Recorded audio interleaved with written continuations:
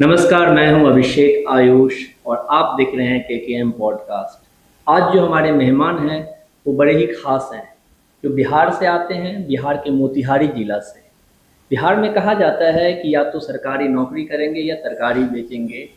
Business background से आने वाले ये शख्स किस तरह स्केचिंग की दुनिया में, फाइन आर्ट की दुनिया में अपना एक जगह बनाते हैं, क्या हादसा होता है, उसके बारे में हम इनसे मिलकर जानेंगे।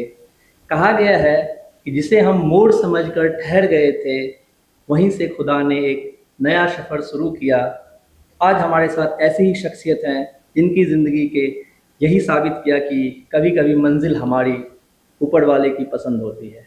आइए हम स्वागत करते हैं सतीश जी का इस पॉडकास्ट में। तो आइए सतीश जी, आपका बहुत बहुत स्वागत है केकेएम पॉडकास्ट में। Thank you. तो जैसा कि आपने के बारे में कुछ जानकारी हमें मिली थी कि आप 6 साल की उम्र में बिहार से दिल्ली आ गए, तो ये क्या हादसा था, क्या ऐसा हुआ था जिसके वजह से आपको अपना शहर, अपना गांव छोड़ के दिल्ली आना पड़ा?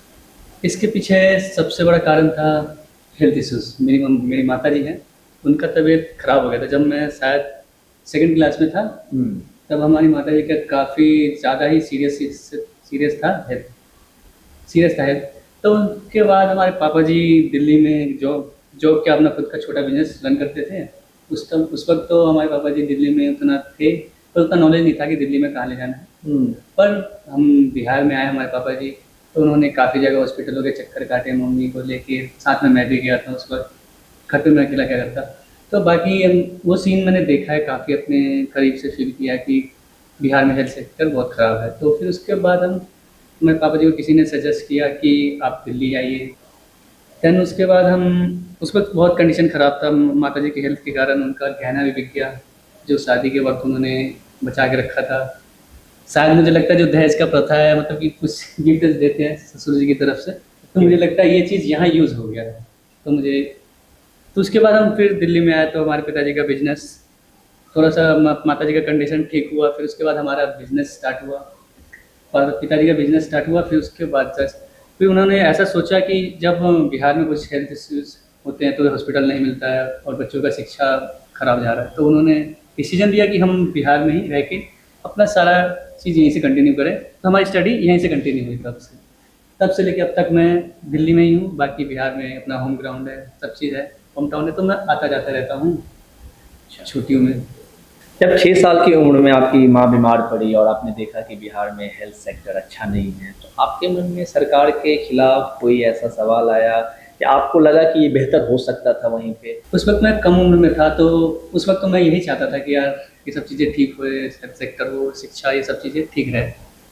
बाकी अभी भी मैं चाहता हूँ ये ठीक हो जाए, सब तो काफ़ी अच्छा रहेगा। तो आपको लगता है कि अभी भी बिहार में शिक्षा और हेल्थ सेक्टर उतना अच्छा है नहीं? सरकार को उस पर ध्यान देना चाहिए ताकि लोग पलायन कम करें। हाँ, इस बात पे मैं तो शुरू से ही, मतलब अंदर था मेरे मन के अंदर, ये चीज़ें कभी ना कभी मेरे से बाहर आए कि शिक्षा, रोज़गार और हेल्थ केयर और टूरिज़्म एक है अदर फैक्टर जिससे सरकार को इनकम मिल सकता है, जो काम बढ़ा सकते हैं, अपने डेवलपमेंट में लगा सकते हैं। अगर ये 3 चीज़ अगर ठीक हो गई ना बिहार के अंदर, तो काफ़ी बदलाव आपको देखने को मिलेगा। शिक्षा, रोज़गार के लिए अवसर और हेल्थ सेक्टर।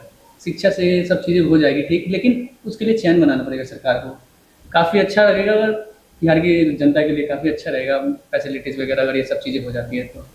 मेरा तो यही कहना है। अब आते हैं उस सवाल पे, जो 6 साल का बच्चा दिल्ली आता है अपने पापा के पास, अपनी मम्मी की बीमारी की हालत में आता है, हालात सुधरते हैं धीरे धीरे, फिर एक ऐसा लड़का जिसका फैमिली बैकग्राउंड बिजनेस, एक ऐसे जगह से आता है जहाँ पे कहता है कि सरकारी नौकरी को तवज्जो दी जाती है, तो आखिर कौन सी वो वजह रही जहाँ से एक आर्टिस्ट बनने का सफ़र शुरू हुआ?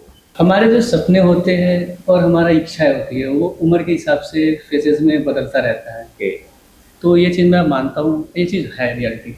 तो मेरा 3 फ़ेज़ है, मैं आपको बताता हूँ। एक तो बचपन का फ़ेज़, जिसमें मैं चाहता था कि मैं ये बनूँगा, वो बनूँगा, ये करूँगा, वो करूँगा। फिर दूसरा फ़ेज़ आया कि नहीं यार, वो चीज़ मेरे लायक नहीं है, मैं उससे और कुछ अच्छा भी कर सकता हूँ। और फाइनली मेरा डिसाइडेड है कि as a artist, visual artist, तो मैं भी इस चीज़ में कर रहा हूँ काम।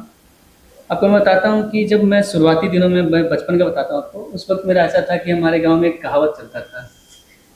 तो उसमें कहावत में ऐसा था कि करिए सरकारी नौकरी, नहीं तो बेचिए तरकारी। अच्छा। इस कहावत पे मतलब आप समझ सकते हैं कि हमारे यहाँ माइंडसेट में ऐसा डेवलप था कि या फिर सरकारी नौकरी करो या फिर अपना खुद का बिजनेस करो। तो इस बिजनेस को लेके आप लोग काफ़ी लोग तो जानते ही हैं कि आपको इंडिया में कहीं भी चले जाइए, आपको छोटे बिजनेस में कहीं ना कहीं आपको मिल जाएंगे पूर्वांचल के, यूपी बिहार के लोग। बिल्कुल। तो वो कई कई बार चाहते हैं, अगर सरकारी नौकरी नहीं हो पाता तो छोटा मालिक बनना चाहते हैं हमेशा से। तो यही रहा था मेरा भी शुरुआत में। फिर उसके बाद इंस्पेक्टर बनना, जब मैं स्टडी स्टार्ट किया दिल्ली में आके, तो मेरा था मन था कि हाँ एक थानेदार बनना है, इंस्पेक्टर जो एक थाना को रन करता है। इससे ज़्यादा मेरा सपना नहीं था उस वक्त के लिए। अब तो मेरे सपने बड़े हो चुके हैं, काफ़ी चीज़ें, मेरा ब्रॉड माइंड हो गया, मैं काफ़ी चीज़ें सोचता रहता हूँ कि फ्यूचर को लेके। हाँ, तो मैं मेरा भी काफ़ी सारे सपने हैं, जिनमें से कुछ सपनों के लिए चेस कर रहा हूँ। फ्यूचर में होएगा कंप्लीट, विश्वास है बिल्कुल। बचपन में मतलब दरोगा बनने का सपना था, फैमिली बैकग्राउंड बिजनेस था, तो फिर ये आर्टिस्ट आपने बताया कि अब ब्रॉड हो चुका है, मैं सोच रहा हूँ कुछ अपने लिए। तो पहला स्केच कंपटीशन या पहला ड्राइंग आपने क्या बनाई थी और वो कहाँ से शुरू हुआ, उसके पीछे की कहानी? तो पहला तो ये मैं आपको बता दूँ, ये जो पहला पेंटिंग या ड्राइंग स्केच, ये तो धुंधला हो चुका है मेमोरी।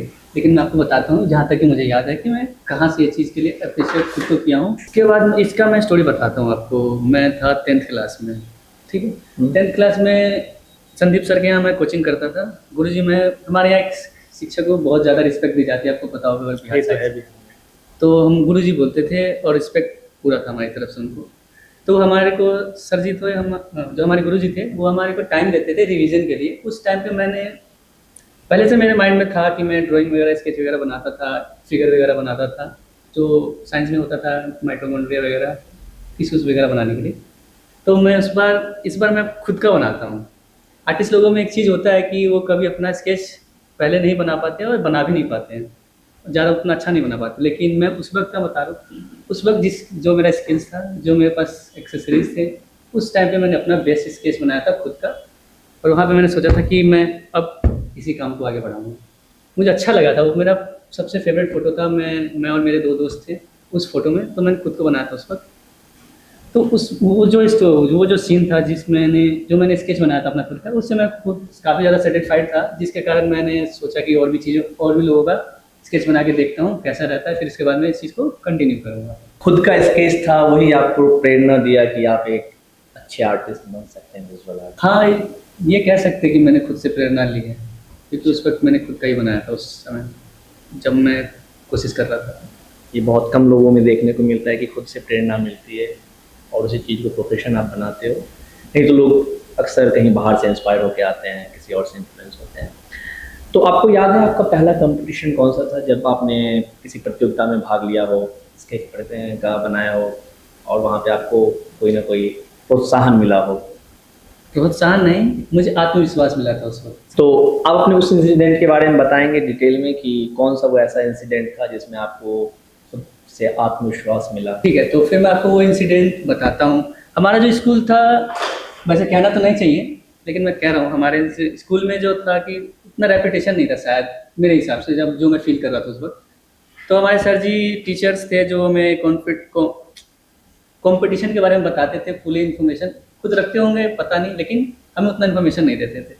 तो हमें उन्होंने बोला था, हमारे हिंदी के टीचर थे, तो काफ़ी ज़्यादा हम उनसे साथ मतलब रिलेशन अच्छा था गुरुजी का वैसे। तो मैं कह सकता हूँ उन्होंने हमें एक चीज़ बोला था कि स्लोगन राइटिंग कंपटीशन है, आप चलिए, आप लिखते भी है अच्छा से। तो उस वक्त मैं थोड़ा लिखता विखता था शायरी वगैरह। तो सर जी ने हमें बोला स्लोगन राइटिंग कंपटीशन है तो चलिए। तो मैं उस वक्त लेके गया था सिर्फ 2 चीज़, ब्लैक पेन और रेड पेन। तो मुझे लगा था कि सिर्फ स्लोगन लिखना होगा। तो स्लोगन में पर्यावरण पे था कि पानी बचाओ, जल ही जीवन है, जल की रक्षा करो, ऐसा कुछ मैंने लिखा हुआ था। तो मैं पहुंचता हूँ वहाँ पे, जब कंपटीशन में, मतलब बहुत बड़ा हॉल था, वहाँ पे काफ़ी स्टूडेंट थे। मैं देखता हूँ पहला सीन क्या है, अब सबके पास कलर है, कुछ ना कुछ है वहाँ पे, सबके हाथ में कलर है, या फिर वाटर कलर हो गया। पहले जो बचपन में आता था एक छोटा 10 रुपये वाला मोम कलर शायद बोलते थे हमारे यहाँ, मोम कलर हो गया, कोई पेस्टल होता है वो वैसे।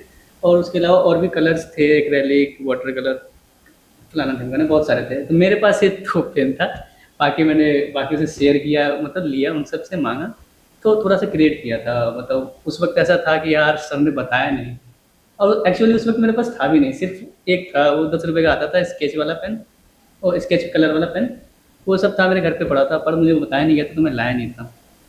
तो यहाँ पे मैं आपको बताता हूँ, इस पर मैं थोड़ा खुद को वो कर रहा था कि यार क्या हो गया मैं आया कैसे कम्पीट करूँगा, कॉम्पिटिशन में आया हूँ। तो मेरे दिमाग में आया कि यार चलो अब जो है उसी से स्टार्ट करते हैं। तो मैंने पृथ्वी बनाया था ब्लैक पेन से, और साथ में जो उसके अंदर था रेड पेन से मैंने फिल किया था, पेड़ वगैरह बनाया, तो स्लोगन लिखा, जल ही जीवन है, जल है तो कल है। इसके अलावा मैंने एक दो बच्चों से, साथ वाले से मैंने लिया था स्केच कलर, थोड़ा सा अट्रैक्टिव करने के लिए कर दिया था।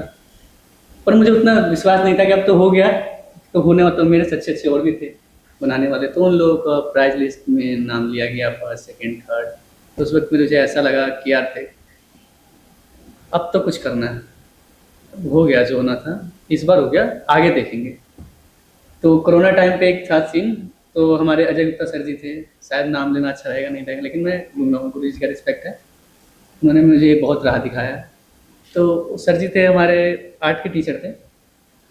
कोरोना के टाइम पे, शायद कोरोना से पहले 9th क्लास में का सीन था, मैं एक चौसर बनाया था सर जी के हेल्प के साथ, और एक मंडाला पेंटिंग था, मंडाला पेंटिंग, हाँ वाइट कलर में था, फोटो वो बनाया था। उस वक्त मुझे काफ़ी अप्रिशिएट मिला, प्रिंसिपल सर के साथ फ़ोटो खिंचाए थे, वो फ़ोटो अभी मेरे फ़ोन में पड़ा है, काफ़ी अच्छा लगता है उसको, जब भी देखता हूँ ना तो काफ़ी अच्छा फील होता है। तो वहाँ से मुझे इंस्पिरेशन मिला कि यार अब करना है तो करना है। तो आपके जो हिंदी के सर थे, शायद वही वजह रहा, वो स्लोगन राइटिंग कंपटीशन में आप गए और वहाँ से आपने एक पेन से स्केच बना दिया और एक प्रेरणा का स्रोत रहा वो, और वहीं से आपकी कह सकते हैं कि प्रोफेशनल जर्नी जो है ना एक आत्मविश्वास के साथ स्टार्ट हुआ फर्स्ट टाइम।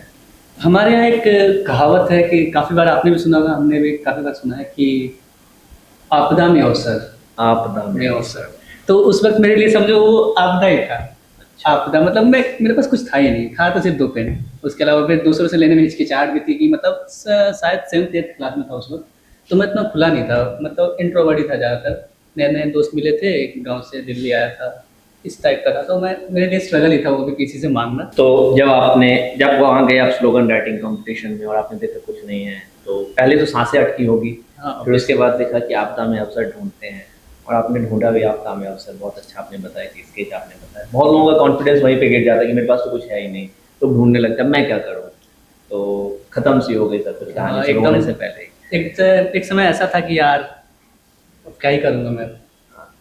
तो मैं, आपने बताया था अभी थोड़ी देर पहले कि मंडाला आर्ट के बारे में, तो थोड़ा उसके बारे में डिटेल में बताएंगे ऑडियंस को। मंडाला आर्ट में ऐसा होता है कि काफ़ी बारीकियाँ होती है उसमें, मेहनत भी होता लगता है। ये तिब्बतन साइड से आया हुआ है, उनके कल्चर से है, तो वो काफ़ी, जो उनके यहाँ जो क्या होता है, सन्यासी बोलते हैं शायद, जो सन्यासी हैं वो लोग, उनमें से एक कल्चर, उनका एक इवेंट होता है, शायद ध्यान नहीं आ रहा अभी फिलहाल, लेकिन मैं आपको बता रहा हूँ। उस इवेंट में ऐसा होता है कि जो उनके हेड होते हैं, सन्यासी होते हैं, वो एक बनाते हैं बहुत ही मेहनत से, 10-14-15 दिन या 7 दिन लगा के बहुत मेहनत से मंडाला आर्ट बनाते हैं।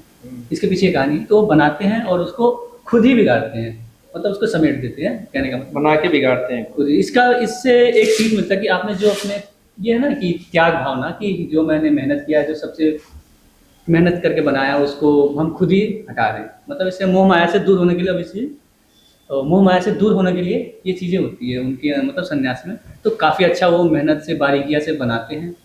और आपको अगर रेफरेंस दिखाना है तो दिखा सकते हैं। हाँ, रेफरेंस हम दिखा देंगे। ठीक है, आप रेफरेंस दिखा सकते हैं, उसका काफ़ी अच्छा, मतलब डिटेल में बना था ये पेंटिंग। तो ये वाला काफ़ी अच्छा है, तिब्बतन साइड से आया है। तो जब आपने रेड एंड ब्लैक पेन से स्केच बनाया और आपको लगा कि शायद मेरे पास कलर्स होता तो मैं कुछ अच्छा कर सकता था, तो आपने डिसाइड कर लिया, उसके बाद कॉन्फिडेंस आ गया कि मैं अब कुछ कर सकता हूँ, इस फील्ड में अच्छा कर सकता हूँ, राइट। पहला इंसिडेंट जब आपने अपना खुद का स्केच बनाया था, दूसरा उस कंपटीशन में। आपका तो डिसीजन हो गया, उसके बाद जो है ना आपके घर वालों का क्या रिएक्शन था? घर वालों तो उतना हम पे उतना नज़र नहीं रखते थे, अभी तक उन्होंने खुली छूट दी हुई है, लेकिन हाँ वो मेरे फ्यूचर को लेके अभी भी शायद करते हैं। लेकिन मैंने कुछ दिनों से भरोसा दिला दिया है कि मैं कुछ कर लूँगा जीवन में। कुछ ना कर पाया तो अपना बैकग्राउंड है किसानी, लेकिन किसानी कौन करना चाहता है कि उसमें फ़ायदा तो होता नहीं। बिहार की किसानी में आप जानते होंगे, तो किसानी है लेकिन उसमें उतना फ़ायदा नहीं होता। तो मैं अपना खुद का जो चीज़ मैंने सपना देखा उसको करना है कंप्लीट। तो घर वालों का जो रिएक्शन था इन सब पे, मैंने इस बारे में, इस इंसिडेंट्स के बारे में मैंने घर पे कुछ बताया नहीं, ये आज पता चल जाएगा उनको। तो इन पे मैं बताऊँ आपको, जब मैं ये करियर स्टार्ट करने के लिए मैं अंधेरे में तीर मार रहा था 1 साल तक, कि मतलब वो होता नहीं कि सीखने का, कि कुछ चीज़ें होती है कि सीख के ही समझ आती है।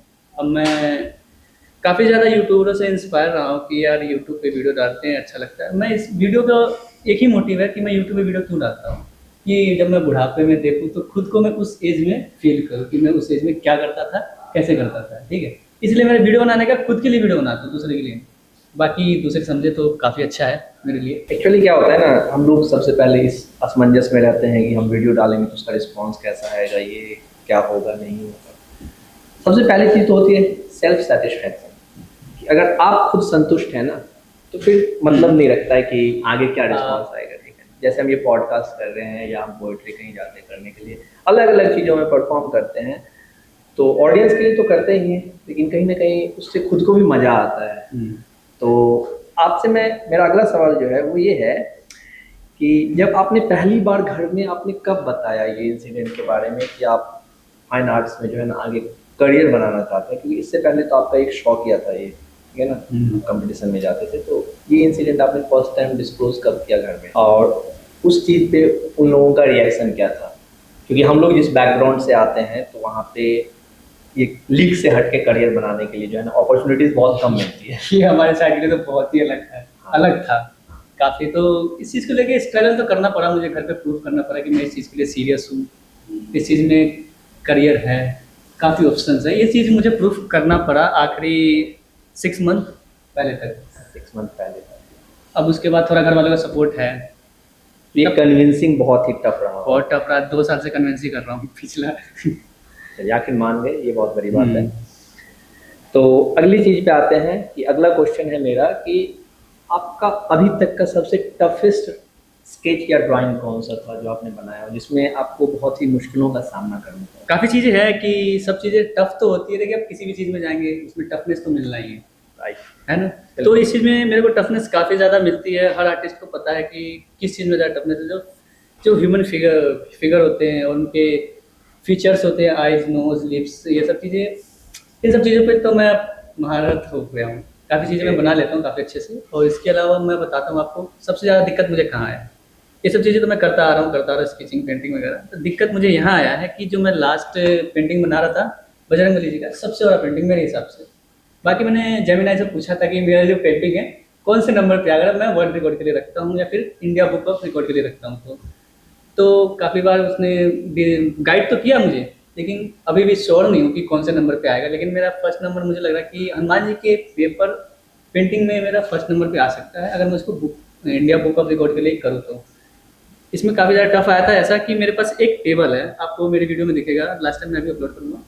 तो मेरे एक टेबल है, हम आपको बताते हैं, एक कमरा हमारे पास जो थोड़ा हॉल टाइप का कमरा, उसमें मेरा बेडरूम भी है, स्टूडियो कॉर्नर ले रखा हूँ घर का, वहाँ पे मैं स्टूडियो टाइप बना रखा हूँ। उसमें एक टेबल है, उसी टेबल पे मैं अपना सारा काम कर रहा था। जैसे इतना बड़ा टेबल है, 3 फीट का 3x2 का टेबल है मेरा। तो उसमें 4 पेपर को अरेंज करके एक पेपर को बनाना, फिर उसके जो उसके अंदर फीचर्स है पेपर के, जो स्केच बनाने हैं, चारों को जोड़ के फिर एक पार्ट बनेगा बीच वाला जो मैं बनाना है।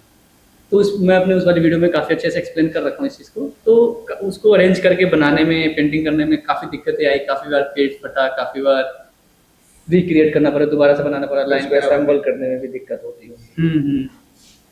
तो ये काफ़ी चीज़ें आई, दिक्कतें। तो फिलहाल अब कंप्लीट हो चुका है।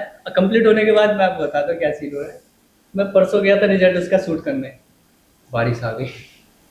मतलब इतने दिन से मैं रिकॉर्ड बना चुका हूँ, लेकिन रिकॉर्ड कर नहीं पा रहा था किसी कारणों की वजह से। वो कारण मैं आपको बाद में बताऊंगा अगर आता है टॉपिक। तो मैं आपको बताता हूँ, मतलब पिछली बार मैं सीन शूट करने गया था उसका रिजल्ट का, तो अरेंज कर दिया, फिर आंधी आया, उड़ा दिया पेपर। उस वक्त मुझे डर लगा कि फट ना जाए, तो मैं ले आया वापस। भैया बोले, मेरे बड़े भैया, उन्होंने बोला कि इसको बाद में शूट करते हैं, तो उस बात के लिए टाल दिए। तो काम देख लो, 2-3 दिन से बारिश ही बारिश चल रही है दिल्ली में। अभी जो आप एक पेंटिंग बना रहे हैं हनुमान जी का, तो आप बता सकते हैं कि आपने हनुमान जी का ही पेंटिंग क्यों चुना? इसके पीछे की कोई वजह? इसके पीछे का बहुत ही ज़्यादा इंटरेस्टिंग कहानी है, मैं आपको बताता हूँ। हमारे पापा जी हनुमान जी के बहुत बड़े भक्त हैं, और हमारे पिताजी बहुत ज़्यादा स्ट्रगल करते अपने जीवन में, उन्होंने काफ़ी ज़्यादा स्ट्रगल किया है। उन्हीं के आशीर्वाद से काफ़ी अच्छा लगा। तो ये चीज़ मैं भी उनके कहने पे मैंने ये चीज़ें सुना कि वो बजरंगबली जी के भक्त हैं। तो कहानियाँ बताते थे कि मेरे साथ ऐसा-ऐसा सीन हुआ, तो मैं बजरंगबली जी को याद करता था। तो ये चीज़ ये मेरे अंदर भी आई। अभी कुछ दिनों पहले मेरे अंदर काफ़ी ज़्यादा स्ट्रगल चल रहा था, काफ़ी ज़्यादा। मैं बहुत परेशान था उस वक़्त, बहुत ज़्यादा परेशान था। करीब ये आपको मैं बता दूँ 1 साल पहले शायद दिसंबर के आस-पास काफ़ी ज़्यादा परेशान था अपने लाइफ़ से, पर्सनल लाइफ़ से।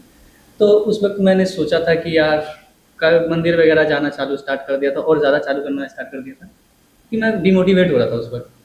तो हनुमान जी से मैं भी ज़्यादा मोटिवेट होने लग गया धीरे-धीरे। तो मैं सोचा यार क्यों ना बना दिया जाए सबसे बड़ा पेंटिंग मेरी तरफ से।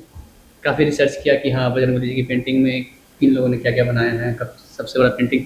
तो एक आर्टिस्ट है परम आर्ट करके गोरखपुर से, उनका एक मैंने वीडियो उस वक़्त देखा था, उसी वक़्त देखा था ये वीडियो। तो उन्होंने बनाया था शिव जी का सबसे बड़ा पेंटिंग, वही पेपर पे अरेंज कर के।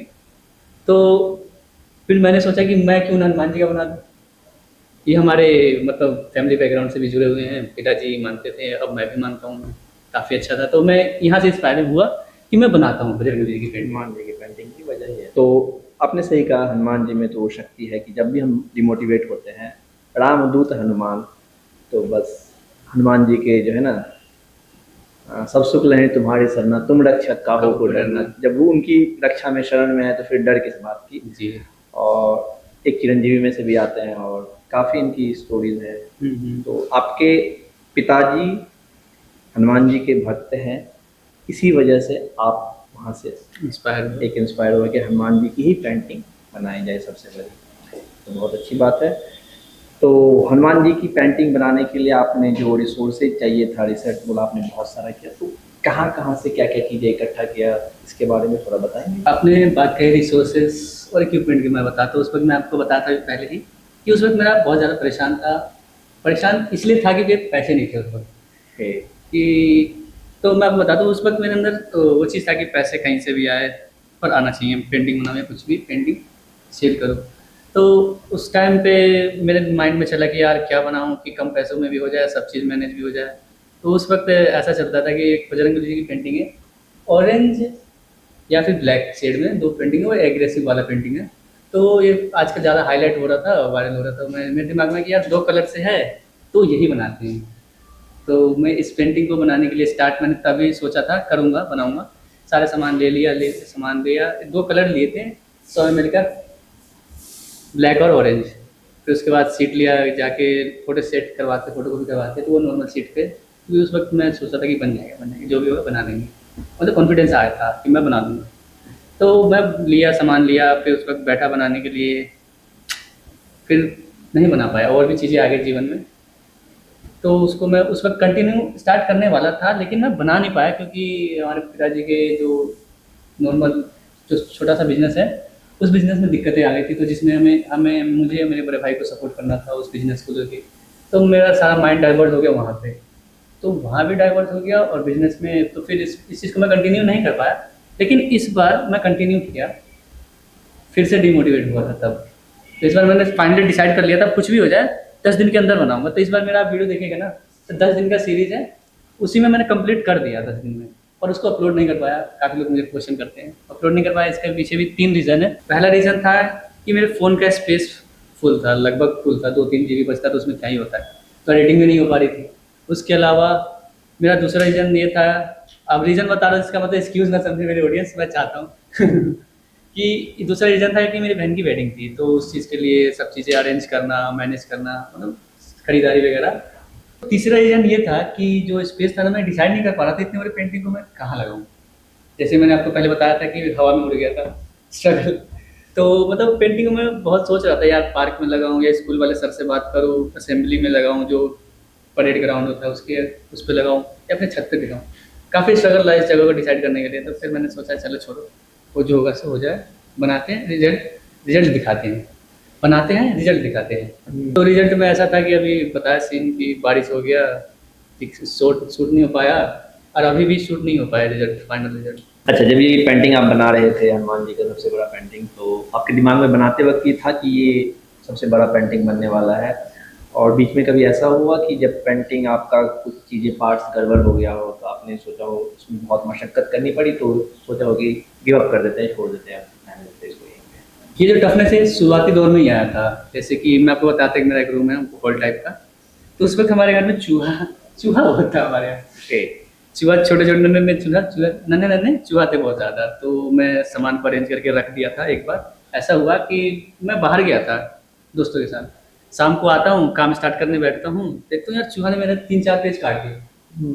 अब मैं उसको देख रहा हूँ कहाँ से पेज काटा है, कहाँ से नहीं काटा चूहा ने, मतलब जो सीक्वेंस मैंने सेट कर रखे थे बनाने के लिए पेंटिंग, उसमें से कौन सा पेज काटा है। अब इसको ढूंढने में मेरे को आधे घंटे लग गए कि कौन सा पेज में कौन से नंबर का काटा है। तो इसको काफ़ी देर करने के बाद तो यही मेरा सबसे ज़्यादा डिफिकल्टी से रहा, अरेंज करना ये वाला पेज। उसमें ऐसा था कि 300 पेज में बना रहा हूँ, तो वो वाला जो पेज था वो कम से कम 160 वाला पेज था शायद, उसी के आसपास जो गड़बड़ हुआ था। फिर उसको मैंने दोबारा बनाया, दोबारा से किया, तो काफ़ी अब बन गया। तो अब बन गया तो काफ़ी ज़्यादा सेटिस्फेक्शन मिल रहा है। हाँ, जैसा कि आपने बताया कि ये 300 पेज का पेंटिंग है, अपने आप में बहुत बड़ी बात होती है उन 300 पेजों को आप इकट्ठा करना, फिर असेंबल करना, कहाँ पे कौन सा आएगा सीक्वेंस, तो ये बहुत बड़ी बात है। तो सबसे पहले आपको बहुत बहुत कॉन्ग्रेचुलेशन कि आपने हनुमान जी की इतना बड़ा पेंटिंग बनाया। मैं भी हनुमान जी को मानता हूँ बहुत ज़्यादा दिल से। तो अब ये पेंटिंग अगर वर्ल्ड रिकॉर्ड बनाती है, किसी भी रिकॉर्ड कैटेगरी में खड़ी होती है, तो आप इस रिकॉर्ड को किसे डेडिकेट करना चाहेंगे? तो जैसा कि मैंने आपको शुरुआत में बताया था कि हमारे पिताजी बजरंग जी के भक्त हैं, काफ़ी अच्छे। उनसे इंस्पायर है, मैं उनसे इंस्पायर हूँ। सबको अलग अलग लगता है, तो मैं ये वाला क्रेडिट अपने पिताजी को देना चाहूँगा। बहुत अच्छा आपने कहा कि आप अपने पिताजी से इंस्पायर हैं, क्योंकि वो हनुमान जी से इंस्पायर हैं और इसलिए आपने हनुमान जी की पेंटिंग बनाई, और ये 20 फीट लंबा पेंटिंग है, तो बहुत ही अपने आप में काबिल तारीफ है। अब मैं थोड़ा सा पेंटिंग से हट के, एक आर्टिस्ट का एक अपना जीवन भी होता है, तो मैं जानना चाहता हूँ कि जब आप अकेले में होते हैं तो आप क्या सोचते हैं, किन चीज़ों पर मंथन करते हैं? तो आर्टिस्ट की लाइफ में सबसे बड़ा दिक्कत होता है, बहुत सारी दिक्कतें हैं, लेकिन उसमें से एक मेन दिक्कत मैं आपको बताता हूँ। आप आर्टिस्ट फील्ड में जिस मर्जी को भी ले लो, ये वीडियोग्राफर हो, पेंटर हो, आर्टिस्ट हो, विजुअल आर्टिस्ट हो, स्टोरी टेलर हो, क्रिएटर हो, एक्टर हो, कोई भी आर्टिस्ट हो, उनके लाइफ में एक चीज़ का दिक्कत आता है, पैसा कमाने का। ये दिक्कत बहुत मुश्किल है। हर हर हर आर्टिस्ट ने ये चीज़ फील किया, ये फेस मैंने भी फील किया है, अभी कर रहा हूँ लेकिन चलता है इतना। तो यही है कि पैसा कमाना है, सबका सबका तो यही है कि पैसा कमाना है, पैसा कमाना है। मैं अकेले में जब सोचता हूँ तो ये चीज़ सोचता हूँ कि मैं जो अपना आर्ट फॉर्म बनाऊंगा, क्रिएट करूँगा कुछ अपना, जो मेरे मन के अंदर है, कि मैं ये चीज़ को कैनवस पे उतारूँ, मतलब जो मेरी ओवर थिंकिंग चलता है उसको मैं कैनवस पे उतारने की सोचता हूँ। तो 2 मैंने पेंटिंग्स बनाई हैं ओवर थिंकिंग पे। उसमें एक ट्री है और एक ह्यूमन फेस है, फेस स्ट्रक्चर। तो उसको मैंने बनाया है उस पेंटिंग को। तो उस पेंटिंग को मैंने बनाया है काफ़ी मन से, दिल से। तो उस पेंटिंग के लिए मुझे मैम ने बहुत अप्रिशिएट किया कि बाबू तुमने बहुत अच्छा बनाया है, अपना खुद का क्रिएट किया है। इस चीज़ से मुझे अच्छा लगा कि मैं ऐसा और भी पेंटिंग बनाऊँ। ओवर थिंकिंग मेरा यही रहता है कि मैं कुछ करूँ जीवन में। पिताजी मेरे ऊपर भरोसा कर रहे हैं तो उनके भरोसे को मैं ना तोड़ूँ। आपने एक बहुत ही अच्छी बात बताई कि आर्टिस्ट के जीवन में एक ये होता है कि पैसे कहाँ से आएंगे, जैसे कोई भी आर्ट फॉर्म हो, चाहे वो स्केच में हो, विजुअल आर्ट हो, परफॉर्मिंग आर्ट्स हो, किसी भी फील्ड में हो, एक्टिंग हो, कैमरा में हो, सिनेमेटोग्राफी में, स्टार्टिंग में स्ट्रगल देखना पड़ता है, क्योंकि ये इनकन्वेंशनल फील्ड है जहाँ पे इनसिक्योरिटी थोड़ा सा रहता है और सर्टेनिटी बहुत कम है कि आप जैसे एक जॉब लग गई तो आपको फिक्स मंथ में इतने अकाउंट में क्रेडिट होंगे, यहाँ पे है तो बहुत ज़्यादा है या फिर बिल्कुल नहीं है। ये चीज़ें हर कोई फेस करता है, ये आपने बताया। और आपने बहुत अच्छी चीज़ बताया कि आपका अकेले में जब आप होते हो तो ये सोचते हो कि आपके ऊपर जो विश्वास किया गया है, आपके पिताजी ने आपके ऊपर भरोसा दिखाया है, उसको आप तोड़े नहीं। ठीक है, तो अपने निजी जीवन के बारे में थोड़ा कुछ अनुभव शेयर करेंगे आप? ये चीज़ तो मैं भी चाहता था कि मेरे निजी जीवन के बारे में कुछ लोगों को पता लगे। अभी कुछ लोगों को नहीं, बहुत लोगों को पता चलेगा। ये केकेएम पॉडकास्ट के थ्रू जो है ना, बहुत जगह वायरल होने वाला है। कि मेरा जो निजी जीवन है ना, काफ़ी बिजी शेड्यूल है मेरा। जैसे कि अभी मैं आपको बताता हूँ, सुबह को उठता हूँ मैं 7 बजे के आसपास, कभी कभी 9 बज जाता है, क्योंकि वो डिपेंड करता है कि मैं रात में कब सोता हूँ। राइट। तो मैं जिस दिन मैं 7 बजे उससे पहले उठता हूँ तो मैं जाता हूँ सुबह मॉर्निंग वॉक पे। माइंड फ्रेश भी होना चाहिए, पुराना कचरा भरा पड़ा, मतलब कितने ओवर थिंकिंग रहते हैं। तो मैं सुबह को बर्तन धोता हूँ। अभी मम्मी जी गाँव में हैं, माता जी मेरे, और मैं और मेरे बड़े भैया और पापा जी भी यहाँ पे। तो मैं फिलहाल का आपको बताता हूँ कितना बिजी शेड्यूल होता है मेरा। सुबह उठा, बर्तन धोने की जिम्मेदारी मेरी है। फिर मैं बर्तन धोता हूँ, फिर उसके बाद ब्रश वगैरह रेगुलर रूटीन होता है। 10 से 11 बज जाता है। कभी खाना खा पाता हूँ, कभी नहीं खा पाता हूँ। तो मैं क्लास जाता हूँ, फिर उसके बाद क्लास में फिर अपने दोस्तों के साथ बैठ के खाता हूँ खाना। फिर उसके बाद मैं अपना खुद का पर्सनल खाना खाता हूँ अलग से। अच्छा, उस दोस्तों को नहीं खिलाते? दोस्तों को बुरा लग जाएगा। तो मतलब कि दोस्तों के साथ खाते बुरा नहीं लगेगा, नेक्स्ट टाइम से आपको नहीं मिलेगा। तो मैं ऐसा था कि मैं अकेले कब खाता हूँ, मतलब क्लास से आता हूँ तब खाता हूँ थोड़ी देर के लिए। तो मैं आपको बता दूँ, क्लास से आने के बाद फिर मैं शाम को आता हूँ 5-6 बजे के आसपास घर पे। तो मैं जैसे आपको बताया था पहले कि मेरे पिताजी का छोटा बिजनेस है। छोटा क्या मतलब, मेरे लिए बहुत बड़ा बिजनेस है वो। बिजनेस उसी चीज़ से सब चीज़ चल रही है, तो मेरे लिए बहुत बड़ा बिजनेस है वो। तो उस बिजनेस में मैं जाता हूँ पापा जी का हाथ बटाने, शाम के वक्त रहता हूँ उनके साथ। फिर दुकान बढ़ाने के बाद आता हूँ 10 बजे, 10:30-11 बजे तक आ जाता हूँ घर पे। कभी कभी बीच में मुझे टाइम मिलता है तो रील क्रिएट कर लेता हूँ, अपने आर्टिस्टिक जर्नी के लिए रील क्रिएट कर लेता हूँ। फिर उसके अलावा फिर शाम को आता हूँ, रात को आता हूँ 11 बजे। रात को 11 बजे आता हूँ, तब मैं फिर खाना पीना खाना, फिर सोना हो जाता है। कभी कभार हो गया तो दोस्तों के साथ बाहर चला गया, दोस्त का एक है स्टॉल लगा है उसने, तो उसके पास बैठते हैं थोड़ी देर के लिए। तो शाम के वक्त थोड़ा हीलिंग टाइम होता है वो मेरा, दोस्तों के साथ टाइम, क्वालिटी टाइम स्पेंड करता हूँ। फिर सो के फिर रिपीट, फिर सोते हैं, फिर रिपीट होता है मेरा यही सर्कल। जैसा कि आपने बताया कि आपके पिताजी का एक छोटा सा बिजनेस है, तो थोड़ा सा आप उस बिजनेस के बारे में बताना चाहेंगे, किस चीज़ का बिजनेस है और वो कैसा है, उसमें आपका रोल क्या है? वो बिजनेस है कमला नगर मार्केट, सबको पता, मतलब दिल्ली में ज़्यादा लोगों को पता ही है, काफ़ी अच्छा मार्केट है। तो वहाँ पे हमारे पिताजी एक छोटा बिजनेस करते हैं कपड़ों का, लेडीज़ टी शर्ट वगैरह है, और बाकी सीजनल है, लेकिन साथ ही साथ जिस सीजन में जो ज़्यादा सूट करता है वो अपने कन्वीनियंस के हिसाब से करते हैं। तो उसमें मेरा रोल ये है कि दुकान, जब मैं क्लास नहीं जाता था तो दुकान को लगाने के लिए, दुकान को बढ़ाने वक्त जाता था। अब ऐसा है कि दुकान को बढ़ाते वक्त जाता हूँ और साथ में थोड़ी देर रह जाता हूँ, जब पापा जी बुलाते हैं, कोई डिफ़िकल्टीज आती हैं, जैसे कि भीड़ हो गया, संभालना हो गया, तो मैं जाता हूँ बीच-बीच में। बाकी अपना पिताजी ने मुझे सपोर्ट दिए हैं कि जाओ तो बेटा अपना, अब तो अपना जीवन खुद संभाल। जैसा कि आपने बताया कि एक आर्टिस्ट के जीवन में फाइनेंशियल हर्डल्स आते रहते हैं, एक सिक्योरिटी नहीं है, अनसर्टेनिटी है, तो इन सब कंडीशन में कभी आपका मन किया कि यार छोड़ते हैं, हो गया बहुत? ऐसा तो मेरे साथ काफ़ी बार हुआ है, काफ़ी बार खुद को अप्रिशिएट किया हूँ कि मैं यहाँ से यहाँ पहुँचा हूँ। घर पे देखता हूँ मेरे जो आर्ट वर्क्स लगे हैं, तो वही मेरे अप्रिशिएशन है। वहीं से आपको वापस हिम्मत मिल जाती है कि कहाँ था, अगर यहाँ से यहाँ तक सफ़र हुई तो इसको आगे भी कंटिन्यू कर सकते हैं। तो इसमें यही है कि खुद से अप्रिशिएशन खुद को देना, अब कोई दूसरा तो देगा नहीं, जब तक हम खुद को नहीं देंगे। राइट, कहा जाता है कि जब तक आप खुद को अप्रिशिएट नहीं करते हो तो दुनिया आपको अप्रिशिएट नहीं करेगी। और ये बहुत ही अच्छी बात कही आपने कि खुद को अप्रिशिएट करें, वहीं से कॉन्फिडेंस मिलता है और कॉन्फिडेंस बिल्ड होता है, फिर दुनिया तो बाद में देंगी। जैसे कि आज हम 2026 में हैं, तभी एआई बहुत, आपने भी बोला था कि जेमिनी से आपने पूछा कुछ चीज़ें, तो आज के टाइम में एआई ने जो है ना बहुत सारी चीज़ें क्रिएट करना शुरू किया है, आर्ट फॉर्म भी। तो आपको क्या लगता है, एआई आर्ट का दुश्मन है या दोस्त है? देखिए, इसमें काफ़ी लोगों का काफ़ी सारा ओपिनियन है, मैं अपना ओपिनियन बताता हूँ जी। तो इसमें ऐसा है कि अगर आप, मैंने आपको जैसे बताया था कि मैं ओवर थिंकिंग करता था, तो उसके लिए मैं खुद का फॉर्म क्रिएट करना, खुद का पेंटिंग बनाना चाहता था। उसमें भी जेमिनी का थोड़ा सा हेल्प था कि जो मैं जेस्चर पोस्चर जो भी बना रहा हूँ उसमें कहाँ से क्या रिप्लेस करूँ, मतलब थोड़ा बहुत हिंट ले लेता था। तो यही है कि एआई का सही यूज़ करना आना चाहिए। आपका करियर एआई नहीं खा रहा है, दुश्मन नहीं है, आपका दोस्त भी बना सकते हो उसको चाहो तो आप। तो आप एआई से रेफरेंस लीजिए, उससे बातचीत करिए, मतलब उससे रेफरेंस लेके आप अपना खुद का क्रिएट कर सकते हैं। आपके पास स्किल्स है, अगर स्किल्स है तो आप कुछ भी क्रिएट कर सकते हैं उससे। अगर आपने अच्छा क्रिएट किया तो आपको अप्रिशिएशन जरूर मिलेगी, आपका स्किल्स अच्छा होना चाहिए। इसी पर मेरा एक और सवाल है एआई से रिलेटेड कि क्या आपको लगता है कि एआई के आने के बाद आर्टिस्ट की डिमांड कम हो जाएगी, या आर्टिस्ट जो कर सकता है क्रिएशन वैसा एआई करके दे सकता है? आर्टिस्ट की देखिए, जो मैं आपको शुरुआत से बता, जो पढ़े लिखे व्यक्ति हैं वो हमेशा इस चीज़ को समझेंगे मेरी बात को, कि अगर आपके पास स्किल्स है तो आप कहीं ना कहीं से अपना क्रिएशन कर सकते हैं। अपना जो स्किल्स है तो क्रिएशन हो जाएगा।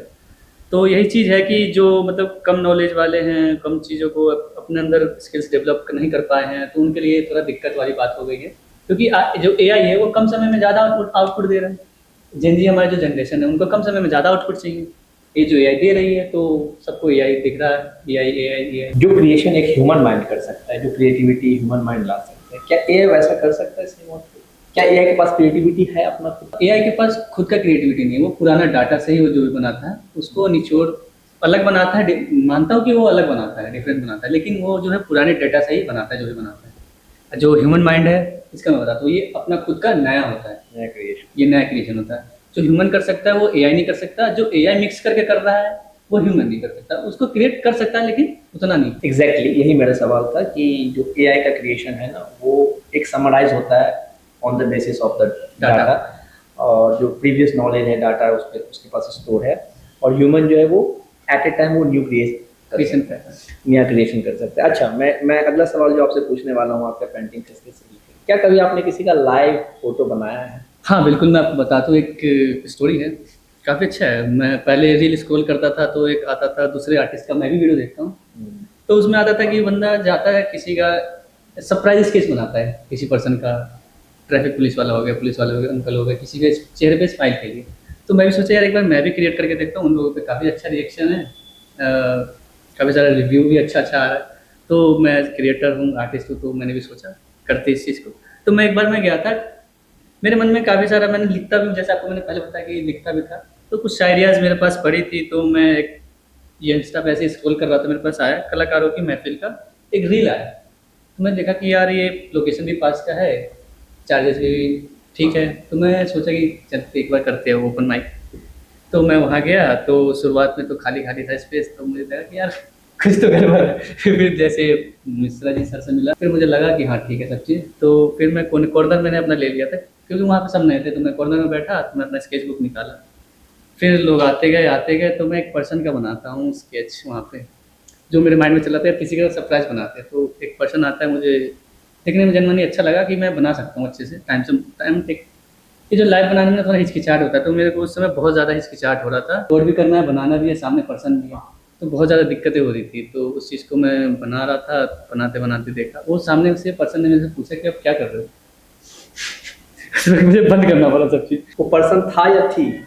मुझे अच्छा लगा, मैंने बनाया, मैंने उन्हें दिया, उन्हें अच्छा लगा, उसके बाद खत्म, सब अपने रास्ते। जैसा कि आपने बताया कि आप कलाकारों की महफिल में गए थे ओपन माइक में, तो आप पोएट्री और शायरी भी करते हैं, एक आर्टिस्ट एक तरफ शायर शायरी, तो ये शायरी शौकिया हो रहा है या ये भी एक प्रोफेशन बनने का? तो मैं आपको बता दूँ, शायरी मेरा शौक पे ही है, कि मेरे अंदर से आता है, मैं लिखता हूँ, ओवर थिंकिंग करता हूँ, मतलब एक है आर्टिस्ट होता है कि ओवर थिंकिंग करते हैं, तो वो चीज़ें लिखते हैं। तो मैंने कुछ शायरियाँ लिखा था, तो उसमें से एक मेरा फेवरेट शायरी है, ये बताता हूँ आपको।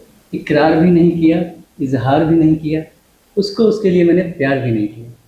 मतलब ये मेरे माइंड में रेफरेंस पहले नहीं था, मैंने खुद से क्रिएट किया था, कोई बिना रेफरेंस के। तो मेरा शौकिया ये शायरी वगैरह। अगला जो मेरा क्वेश्चन है, आज के टाइम में हम सोशल मीडिया के दौर में जी रहे हैं, तो सोशल मीडिया एक आर्टिस्ट के जीवन में क्या उसकी जीवन को आसान बनाया या थोड़ा और मुश्किलें ला ये दी? चीज़ आपने बहुत अच्छी क्वेश्चन करी। इस क्वेश्चन के लिए मैं भी चाहता था कि ये क्वेश्चन हो, तो मैं अपने आर्टिस्ट दोस्तों को बताना चाहूँगा, डिसअपॉइंटेड ना हो सोशल मीडिया के लेके, क्योंकि सोशल मीडिया ही ऐसा प्लेटफॉर्म है कि आपको लोगों तक पहुँचाएगी। मैं आपको बताता हूँ, राजा रवि वर्मा आर्टिस्ट है, हमारे इंडियन आर्टिस्ट है, बहुत फेमस आर्टिस्ट है। उस वक्त मैं बता दूँ उनका स्ट्रगल और आज का काफ़ी अच्छा सोशल मीडिया है, तो क्योंकि सोशल मीडिया नहीं होगा तो हमारी पहचान नहीं आएगी, बहुत स्ट्रगल होगा फिर पहचान आने के लिए। तो राजा रवि वर्मा जी थे, उन्होंने काफ़ी अच्छा स्ट्रगल, वो राजा थे तो उनके जीवन में स्ट्रगल आई। हमारे जो देवी देवता के फोटोज वगैरह देखते हैं, पेंटिंग वगैरह, ये उन्हीं की देन है, जिनकी वजह से हम बना पाते हैं, देख पाते हैं कि हाँ स्ट्रक्चर है कि हमारे देवी ऐसे थे, हमारे देवता ऐसे थे, उन्हीं की देन है। उन्होंने प्रिंटिंग प्रेस स्टार्ट किया था अपने टाइम पे। हाँ, तो जो आजकल सोशल मीडिया ये आपका प्रोफाइल है, आर्टिस्ट के लिए सोशल मीडिया उनका प्रोफाइल है, पोर्टफोलियो समझ लो आप। जैसे आप मेरा वीडियो देखेंगे या फिर किसी और आर्टिस्ट का वीडियो देखेंगे, तो आपको पता लगेगा कि हाँ ये आर्टिस्ट है, ये बनाता है, ये क्रिएट करता है, ये मेथड है, ये चीज़ें हैं। तो आर्टिस्ट लोगों के लिए वरदान है। हाँ, आपने सही कहा कि सोशल मीडिया आर्टिस्ट लोगों के लिए, किसी भी आर्ट फॉर्म में हो तो उसके लिए एक वरदान है, आपका एक पोर्टफोलियो है। और कहीं ना कहीं सोशल मीडिया के आने से एक बेनिफिट ये भी मिला है कि अगर आपके अंदर स्किल्स है, आपके स्किल्स में थोड़ी सी काबिलियत है, तो नए नए लोगों को मौका मिलता है, लोग जानते हैं आपसे, नए नए लोग जुड़ते भी, नए नए लोग जुड़ते भी हैं, नए आर्टिस्ट को भी लोग जानते हैं जो कहीं ना कहीं पहले छुपे रह जाते थे due to lack of recognition, उनको नहीं मिल पाता था। वो बनाते बहुत अच्छा थे, गाते बहुत अच्छा थे, चीज़ें बहुत अच्छा करते थे, पर उनको नहीं मिल पाता था। मैं इस पॉइंट से एग्री हूँ। तो आप मुझे बताइए कि आर्टिस्ट के लाइफ में ओरिजिनलिटी का कितना इम्पोर्टेंट है? ओरिजिनलिटी जो है, आर्टिस्ट जैसे मैंने बताया ना आपको कि एक पहुंच है आपके तक, कोई पहुंचता है सोशल मीडिया के जरिए, तो ओरिजिनलिटी पहले तो हम कॉपी करके ही सीखते हैं, कि बचपन से हम मानते कि का बोलो बोलो तो सिखाते थे, तो सीखते थे। तो ओरिजिनलिटी ये चीज़ अपने आप डेवलप होती है बाद में, कि आप कुछ अपना बना रहे हैं, पहले तो आपको देख के सीखते हैं। तो जैसे हम रेफरेंस पहले, जैसे कि क्रिएटर बनता है तो कोई बंदा वो देखता है कि कोई बंदा जो भी बड़े क्रिएटर है वो क्या बना रहा है, कैसे बना रहा है, एडिट क्या कर रहा है, यूट्यूब पे वीडियो देखता है, पूछता है, लोगों से बातचीत करता है। तो पहले तो कॉपी होता है, फिर उसके बाद अपना ओरिजिनल निकलता है, यही चीज़ है।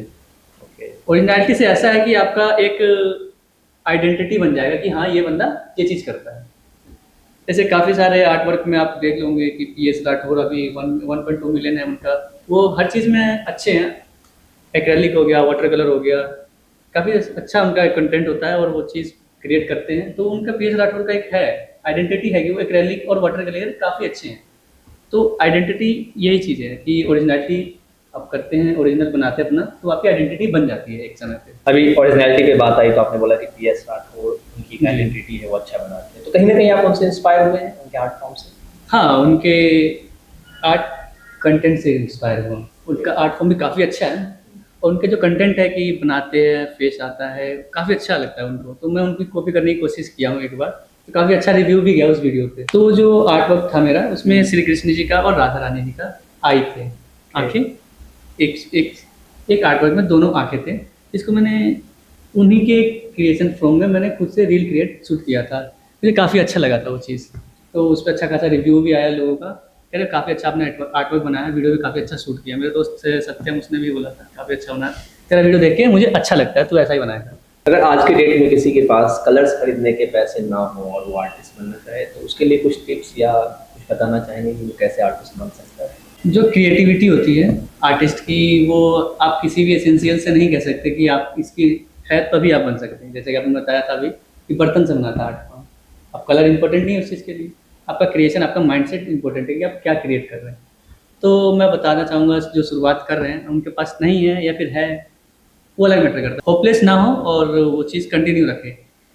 तो मैं आपको बता दूँ, आपके पास सिंपल पेन पेंसिल तो होगा, वहाँ से आप स्टार्ट करिए, स्केचिंग बनाइए, डिस्कस कीजिए, आप अपना उम्मीद ना हारिए, धीरे धीरे सब चीज़ हो जाता है। जैसे मैं वहाँ से यहाँ तक पहुँचा, हो जाएगा, सब चीज़ हो जाएगा। विश्वास रखिए खुद पे और प्रैक्टिस करते रहिए। एक आर्टिस्ट को रोज कितनी प्रैक्टिस करनी चाहिए?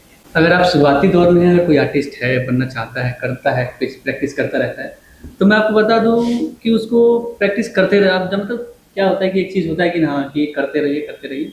जब तक आपका इंटरेस्ट नहीं होता तब तक आप करते रहिए, कि जैसे आप बोर नहीं होगे, दर्द नहीं हो गया, तब तक आप प्रैक्टिस करिए, क्योंकि प्रैक्टिस का ना आपको बाद में रिजल्ट देखने को मिलेगा, ज़रूर मिलेगा। क्योंकि मैं इस चीज़ को फ़ील करता हूँ कि एक चीज़ मैंने प्रैक्टिस नहीं करी है, तो अभी भी अफ़सोस होता है उस प्रैक्टिस को मैंने नहीं किया शुरुआती दौर में। लेकिन अब मैं उस चीज़ को कंटिन्यू रखा हूँ। प्रैक्टिस इंपॉर्टेंट है, मोर बहुत ज़्यादा। तो प्रैक्टिस इंपॉर्टेंट है। एक बिगनर को स्टार्टिंग में क्या सीखना चाहिए, वो कहाँ से शुरू कर सकता है? अगर बिगिनर है, शुरुआत कर रहे हैं, तो उनके लिए मैं आपको बताऊँ स्केचिंग बहुत इंपॉर्टेंट है। पहले आप स्केचिंग पे फोकस कीजिए। अगर आप एक बिल्डिंग को बनते हुए देखे होंगे तो पहले उसका मैप बनता है, फिर पिलर बनता है, फिर नीचे बेस बनता है, फाउंडेशन। तो वही चीज़ है जो स्केचिंग है, ये फाउंडेशन ही होता है। तो स्केचिंग से आपका फाउंडेशन अच्छा बनेगा, पेंटिंग का फाउंडेशन अच्छा बनेगा। कलर तो हर कोई कर लेगा, मैं आपको बनाते दे दूँ, बता दूँ ये कलर करना है, तो अब जो नॉर्मल है कि कलर कर लेंगे, मिक्सिंग भी सीखते हैं, कलर मिक्सिंग, लेकिन आप उतना तो कर लेंगे। पहले इसके लिए आपको स्केचिंग बहुत ज़्यादा ज़रूरी है। ये फाउंडेशन है आपका, स्केच बनाएंगे तो बढ़िया बिल्डिंग भी बनेगा, अगर बढ़िया पिलर बनेगा तो बढ़िया स्केच बनाएंगे तो बढ़िया पेंटिंग भी बनेगा। आपने सही कहा। तो जब कोई नया आर्टिस्ट गलती करता है तो वो एक मुश्किलात होता है या एक अवसर होता है उसके लिए नया, कि कुछ वो और क्रिएट कर सकता है। हाँ, तो गलतियों से डरना चाहिए या सीखना चाहिए? देखिए आप आर्टिस्ट है, क्रिएटर है, माइंडसेट आपका उस चीज़ के लिए है, तो आपको यहाँ पे होपलेस नहीं होना है, डिमोटिवेट नहीं होना है। क्या होना है, कुछ था नहीं अभी तक, मतलब जो है, मैं मानता नहीं, सबका अलग अलग सिचुएशन होता है। मेरा तो ऐसा मानना है कि अगर कुछ नहीं है उससे अच्छा कुछ कर लेते हैं। तो इसमें ऐसा है कि मैं यही मानूंगा कि देखो, होपलेस नहीं होना है, करते रहिए, हो जाएगा। अगर ये आज का सतीश जो एक आर्टिस्टिक दुनिया में अपना एक मुकाम पे पहुंच चुका है, जिनकी स्केच और दुनिया का सबसे बड़ा हनुमान जी का पेंटिंग उन्होंने बनाया है जी, तो ये अगर अपने बचपन वाले उस सतीश से मिलता है तो आप उसे क्या कहना चाहेंगे, जो बच्चा ब्लैक और ब्लू रेड पेन से स्केच ड्राइंग बनाया था, उस वक्त तो डिमोटिवेट, उसको आप क्या मैसेज देना चाहेंगे? तो उस वक्त अगर ऐसा कुछ होता है कि मैं पास्ट में जाके उसको कुछ कहना चाहूँ, तो उस वक्त मैं उसको यही कहूँगा, ठीक है जैसा भी रहा, लेकिन इस चीज़ को आप डिमोटिवेट होकर ना लेके आपने ये चीज़ नहीं कर पाया। क्यों नहीं कर पाया? क्योंकि इसके पीछे भी रीज़न था। लेकिन आपको इस वक्त ऐसा करना है कि हाँ, मेरा इंटरेस्ट है तो आगे करना है तो करूँगा, भले आज मैं हारा हूँ लेकिन कल ज़रूर करूँगा। ये चीज़ होना चाहिए उस वक्त, मोटिवेशन, उसको मैं मोटिवेशन देता। उस सतीश को मैं एक चीज़ कहना चाहूँगा और थैंक यू बोलना चाहूँगा कि यार तूने उस वक्त इस चीज़ को ठाना, इस चीज़ को नेगेटिव नहीं लिया कि नहीं कर रहा हूँ, बेकार लग रहा है, कुछ नहीं कर रहा।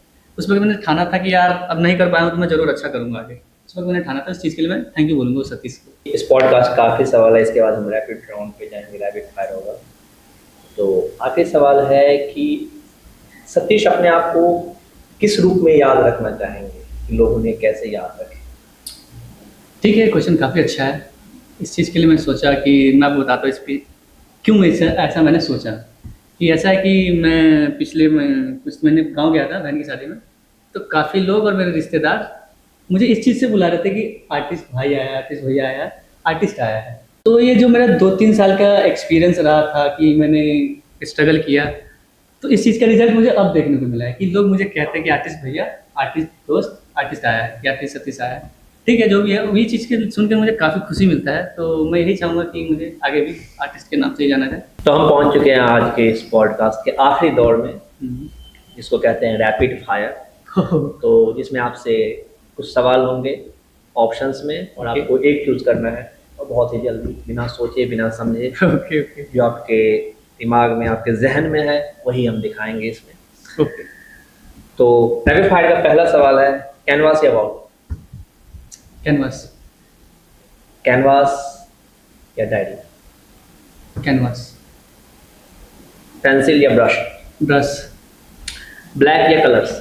कलर्स। यानी आपके जीवन कलरफुल है। कलर। पोर्ट्रेट या लैंडस्केप? पोर्ट्रेट लैंडस्केप दोनों रखना चाहूँगा, लेकिन यहाँ पे चलो लैंडस्केप है अब मेरा आगे। वाटर कलर या एक्रेलिक? एक्रेलिक। ओके। दिल्ली या home town? Home town. Mention करेंगे ना? होम टाउन का? हाँ। बिहार, मोतिहारी, पूर्वी चंपारण। पूर्वी चंपारण। गांधी जी का सत्याग्रह से स्टार्ट है। शायरी या पेंटिंग? पेंटिंग। चाय या कॉफी? कॉफ़ी। Coffee person. चलिए, बैटिंग हो रहा है। दिन या रात? रात।